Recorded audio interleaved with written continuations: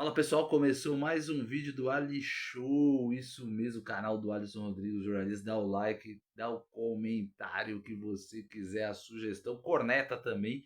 E falando em corneta, a gente vai falar hoje do derby, né? O derby da capital, Palmeiras e Corinthians jogaram ontem e um duelo, mais um para ficar na história, com chuva, adiamento do horário oficial, times entrando com mudanças táticas, o Palmeiras entrando com três zagueiros, o Corinthians com algumas mudanças, Thales Magno no banco, que a torcida até pensava que seria titular no derby, e o Timão buscou o empate, o primeiro tempo dominado completamente pelo Palmeiras, o Verdão que entrou com a formação diferente, sem o centroavante, como já tinha sido contra o Guarani, o Abel optou com a entrada do Naves, do Mike, saindo com três zagueiros. O Timão não espelhou isso e os primeiros 40 minutos de jogo foi só de Palmeiras atacando, encurralando o Timão. Logo antes dos 10 minutos, o Piquerez que voltou muito bem. Esse é o grande reforço aí da temporada de 2025 para o Verdão. Fez um baita de um lançamento e o Maurício, entre Kaká e André Ramalho, chegou batendo na frente do Hugo Souza para fazer 1-0. O Verdão continuou pressionando, o Estevão teve um chute também cara a cara com o Hugo Souza com a perna direita, acabou não conseguindo marcar o gol. E posteriormente a isso, o Richard Rios errou uma saída de bola tranquila e fácil, no estilo futsal que ele às vezes gosta de apostar muito. E o Memphis, com raça e superação, venceu o colombiano e deu o passe para o Yuri Alberto marcar, logicamente, o gol de empate do Timão, que saiu no lucro. Aquele primeiro tempo muito brigado, muito aguerrido, mas que estava dando todo o espaço para o time do Palmeiras. O Igor Coronado jogando pelo lado esquerdo, o Memphis mais centralizado, não estava dando dinâmica à partida, e o Carrilho pelo lado direito, 4-2-3-1 do Corinthians com Alex Santana e com o Raniel também não estava dando muito certo. O Timão estava com muita dificuldade pelo lado direito, o Mateuzinho toda vez tendo que correr atrás, hora do Facundo, hora do Maurício que aparecia por lá, hora do Piquerez, fazendo duas, três linhas de passe em cima do lateral direito do Timão, não estava tendo a cobertura necessária, o Ranieri não estava conseguindo, ou o próprio Alex Santana. O time do Corinthians que não teve o Martinez, né? O Martinez viajou para os Estados Unidos para renovar o seu visto, então o Timão estava com muita dificuldade de acertar essa marcação. Depois do primeiro gol do Palmeiras, o Palmeiras teve outras oportunidades, o Timão foi a reagir, rachou um gol, antes mesmo desse gol de empate, já tinha conseguido numa finalização na bola parada do André Ramalho, né? O André Ramalho cria lá da base do Palmeiras antigamente, já ainda na época que a base do Palmeiras não era uma referência, foi fazer carreira fora do Brasil, e o Everton num tempo de reação absurdo, o Everton completando 401 jogos com a camisa do Verdão, mas jogando com a camisa 400 em comemoração, um número redondo que foi atingido contra o Guarani na rodada passada, fez uma baita de uma defesa. O Yuri Alberto já tinha chegado também pelo lado esquerdo do ataque do Timão, chutado com a esquerda e defendido pelo Everton. Nessa bola cruzada de direita,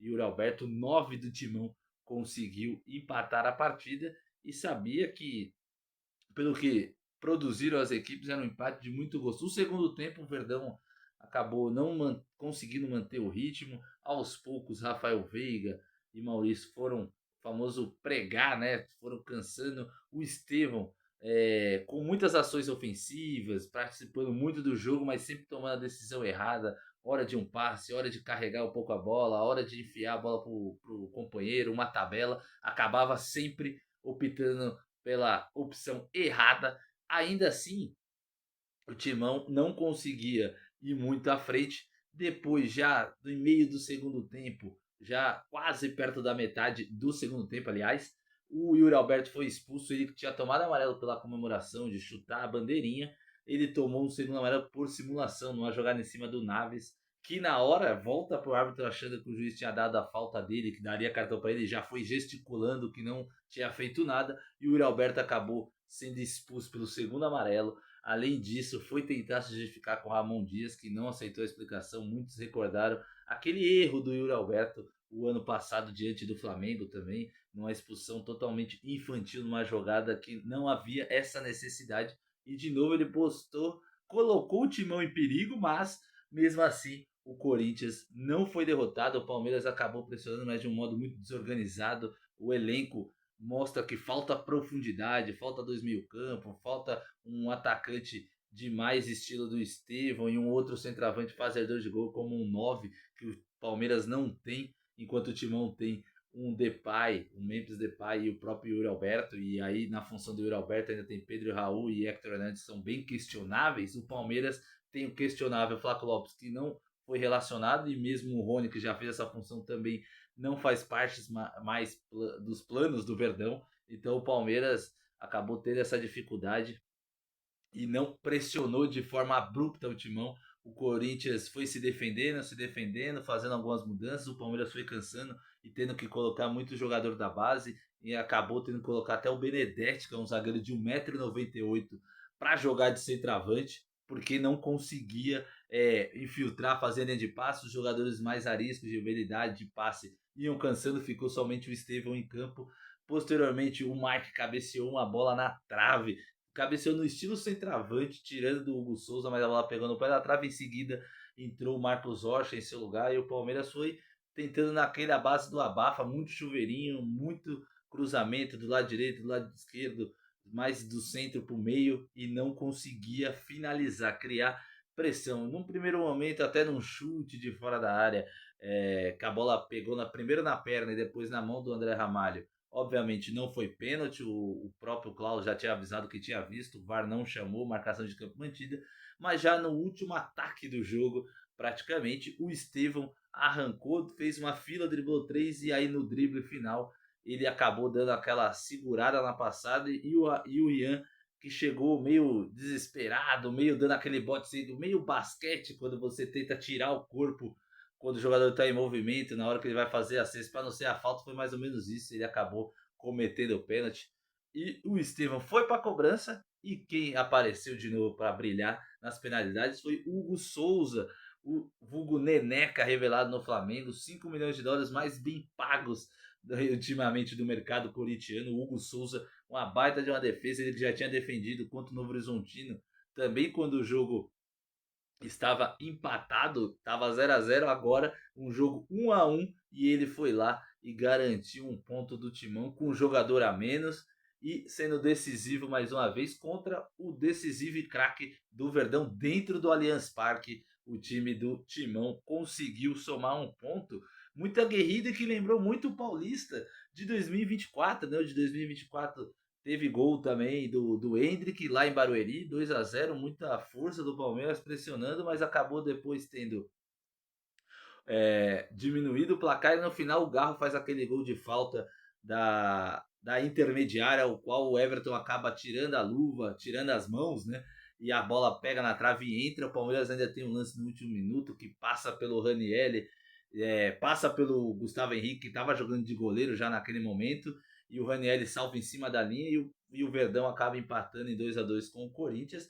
E muitos relembraram também desse jogo por conta da expulsão do Yuri Alberto, lembraram que o Murilo nem amarelo tomou ou nem foi punido de forma necessária naquela entrada que fraturou, né, as costelas do Yuri, e não tinha como fazer cirurgia e o tempo que ia curá-lo. Então o torcedor do Timão também relembrou isso. O próprio Palmeiras reclama que houve invasão na hora da penalidade, mas eu acho que não há necessidade de virar o foco. O Palmeiras precisa do elenco, precisa de jogadores, precisa de profundidade, opções para o Abel Ferreira. O Abel Ferreira aplicou esse método no primeiro tempo com 3 zagueiros e deu certo. Acho que poderia ser mais a fundo, entender se esse vai ser o novo modo de jogar do Palmeiras com 3 zagueiros, já poluindo mais o meio-campo em duelos como esse contra o Corinthians.